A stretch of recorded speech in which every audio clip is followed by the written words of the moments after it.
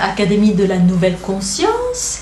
Je vais parler aujourd'hui de la fleur de l'unité en version simple. Enfin, je vais essayer. Donc pour les personnes qui n'ont jamais entendu parler de la fleur de l'unité, qui est un concept mais qui est également une réalité que je vis personnellement, la fleur de l'unité, c'est une forme géométrique propre à toute chose. C'est-à-dire qu'au-delà de mon corps physique, mes corps subtils, il existe un autre corps qui est composé de sphères. Ça, c'est une version littérale, voilà.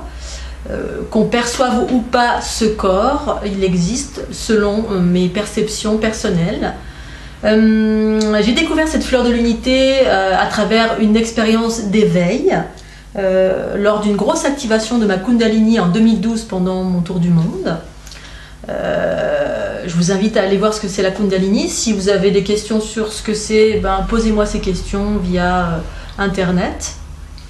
Et donc cette fameuse fleur de l'unité, c'est une forme géométrique, la forme géométrique de l'union des polarités en soi. Donc ce qui veut dire que tout être humain, toute chose, enfin je vais parler des êtres humains, est composé de deux polarités. Les taoïstes en Asie évoquent le yin et le yang. Je vous invite pas à vérifier ce que dit la voie du Tao, parce qu'en fait pour moi c'est inversé. Ils ont une notion des polarités bien sûr, mais par rapport à ce que j'explique c'est inversé, à savoir que inversé dans la nature des polarités.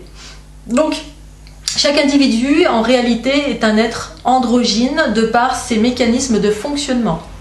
Les mécanismes de fonctionnement d'un individu ou de toute chose, mais là je vais parler des individus, est régi par ces polarités, comme le plus et le moins, en dehors de toute croyance, de toute religion, de tout courant philosophique, ésotérique, etc. Je perçois en fait depuis 2012 ces fondations qui sont les fondations même de la création, c'est la création en manifestation, c'est-à-dire c'est la vie, la conscience qui se manifeste. Cette conscience qui se manifeste, je peux ramener ça à l'esprit et la matière, voilà, dans les religions et tous les courants contre lesquels je n'ai absolument rien, bien sûr.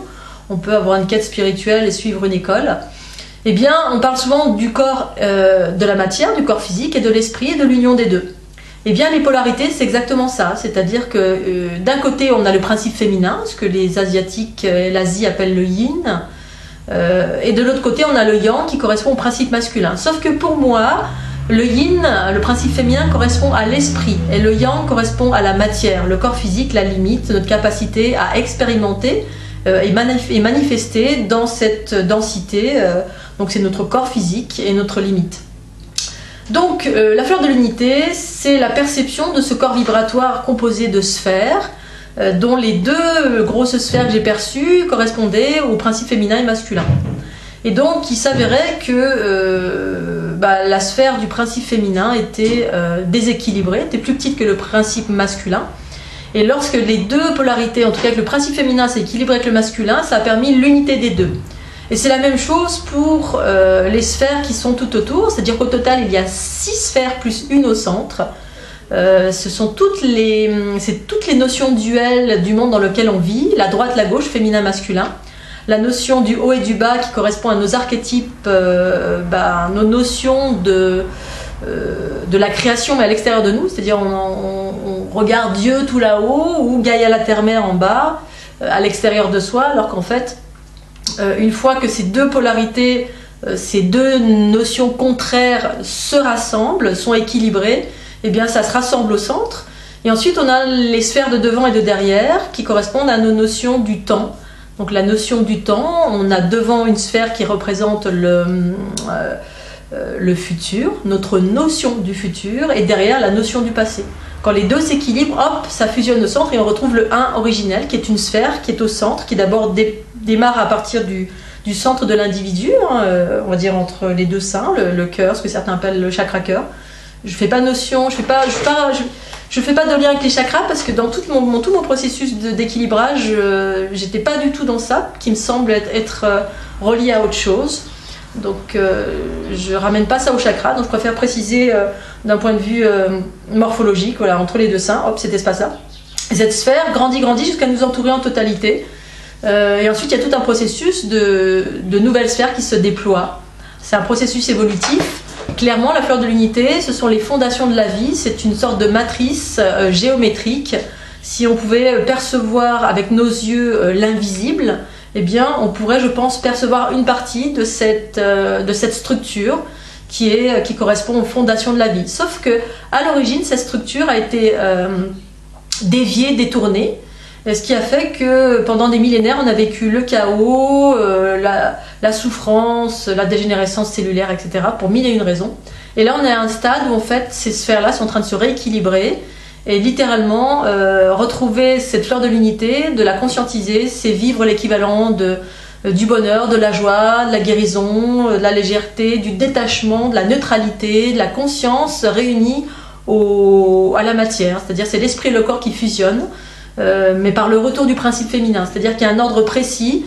Nombreux individus parlent de l'unité des polarités, mais j'ai très peu entendu parler de l'unité des polarités à partir du moment où on remet à sa juste place le principe féminin en soi. Donc la polarité yin a été détournée à cause de millénaires de culture patriarcale qui a complètement détourné, dévié la vraie nature du principe féminin, qui est en fait l'essence, la substance, la conscience, et que la matière, c'est le principe masculin, la manifestation, notre capacité à actionner, notre capacité à dire non, à nous affirmer, à explorer, à nous séparer.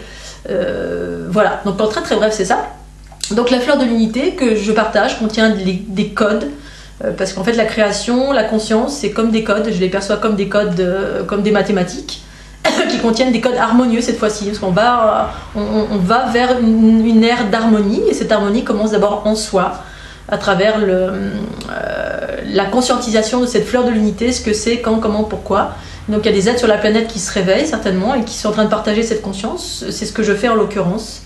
Chacun va peut-être diffuser à sa façon, selon ce que l'on est, d'où on vient, nos filtres. Voilà, donc en gros, fleur de l'unité égale régénérescence, joie, guérison, fluidité, regain d'énergie, la fin de la souffrance, la fin des peurs, il n'y a plus de peur, ou quasiment pas, le détachement de toute chose. On n'est plus dans la possession, enfin on n'est plus dans les trucs de l'ego. L'ego est totalement dissous, ou en partie, en majeure partie, permettant donc à l'être humain d'être totalement libre et libéré, parce qu'en fait en général on est emprisonné et ensuite on tombe malade pour différentes façons, notamment qui sont liées au conditionnement, à l'enfermement, aux peurs, à mille et une choses qui nous enferment. Que ces enfermements viennent de nous, nos vies passées, ou des conditionnements et des enfermements qui viennent des influences extérieures. La fleur de l'unité permet de se libérer en totalité de tout ça. Voilà, et c'est ce que je partage. Et là, j'ai voulu faire une petite vidéo très brève pour expliquer en quelques mots ce qu'est la fleur de l'unité pour les nuls. C'est pas péjoratif, hein, il y a des livres qui s'appellent voilà, les maths pour les nuls, par exemple. Et bien, là, je vais faire la fleur de l'unité pour les nuls. Voilà, je vous remercie de votre attention. Je vous dis à très très bientôt sur la chaîne Académie de la Nouvelle Conscience. Et puis voilà, merci de votre écoute.